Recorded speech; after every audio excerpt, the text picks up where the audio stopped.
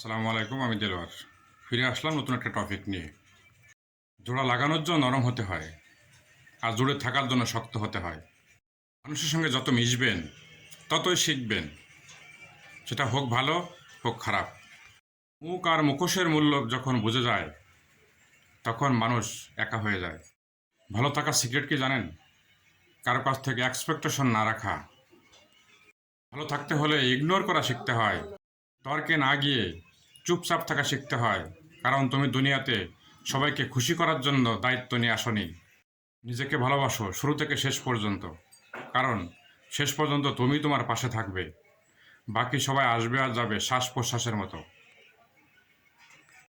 মানুষ যেমন দাঁত থাকতে দাঁতের মর্যাদা বোঝে না, সেরকম হারিয়ে না যাওয়া পর্যন্ত মানুষ তার মূল্য বোঝে না। যদি কোনো সরল মানুষকে দেখো হঠাৎ করে বদলে গেছে, তাহলে বুঝে নিও তার জীবনে অনেক ঠকতে হয়েছে। সব সময়ই পার হয়ে যায়, চলে যায়, কিন্তু কিছু কথা হৃদয়ের মণিকোঠায় দাগ ফেলে রয়ে যায়। মানুষের দুঃসময় আসলেই মুখোশধারী লোককে খুব ভালো করে চেনা যায়। একদিন সময়ের চাকা ঘুরবেই, সেদিন তোমারও দিন আসবে।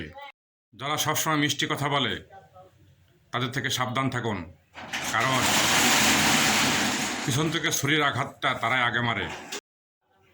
কারো জীবনে খুব অতিরিক্ত আপন হতে যাবেন না, কারণ দুঃখ ছাড়া শেষ পর্যন্ত কিছুই পাবেন না। তোমাকে অবহেলা করে তাকে তুমি ধন্যবাদ দিয়ে দূরে সরে যাও। কাউকে তুমি অতিরিক্ত বিশ্বাস করলেও মনের খোলামেলা কথা বলো না, কারণ এ যুগে বিশ্বাসের মর্যাদা সবাই দিতে জানে না।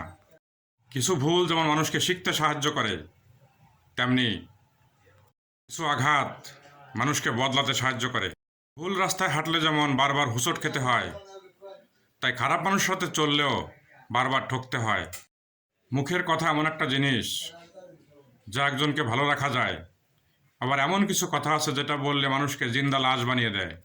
মেয়েদেরকে স্যাক্রিফাইস শেখাতে যেও না বস, কারণ ওরা ওদের প্রাণপ্রিয় বাবাকেও ফেলে চলে আসে। পৃথিবীর সব থেকে নির্মম তৃষ্ণা হলো টাকা, যা মানুষের অনেক গভীর সম্পর্ক নষ্ট করে দেয়। এই পৃথিবীতে তিনটা অপ্রিয় সত্য কথা।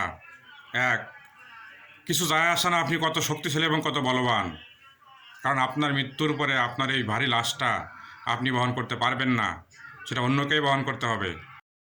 নাম্বার দুই, কিছু যায় আসে না আপনি কতটা সুখে আছেন বা দুঃখে আছেন, তার কারণ মানুষ উপরটা দেখে জাস্টিস করে।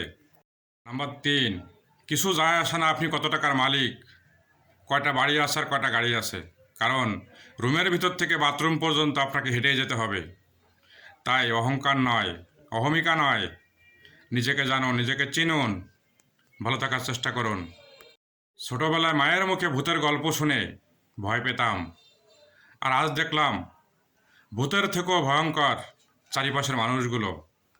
বেস্ট অফ লাক, ভালো থাকবেন, ভালো রাখবেন। আল্লাহ হাফেজ।